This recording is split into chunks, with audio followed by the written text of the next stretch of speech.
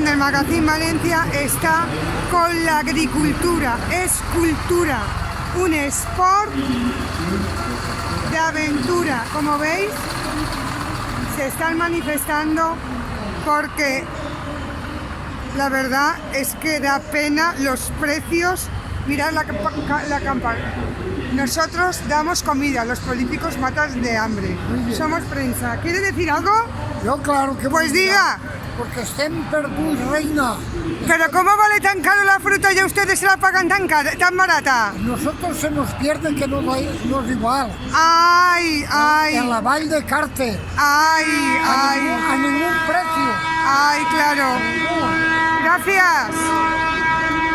Como veis, mirad cómo está el ambiente y la verdad es que es impresionante. Yo lo sé porque mis abuelos eran agricultores en la oliva, en todo, y los precios que les pagan dan pena.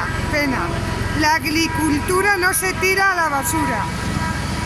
Queremos una ley de la cadena que permita precios justos. Mirad, queremos una ley. ¿Qué os parece? ¿Qué os parece cómo está el tema? Mirad cómo está el tema.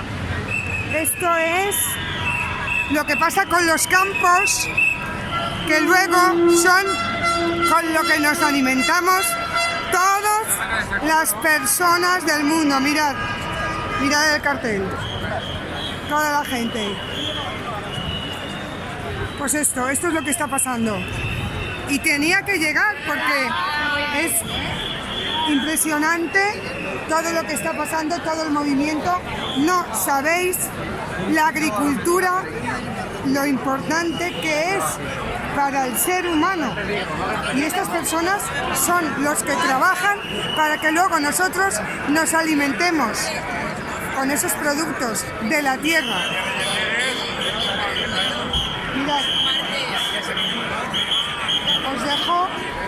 os dejo con todas las personas que se están manifestando contra este sistema que no ve la luz y tiene que llegar a ver la luz.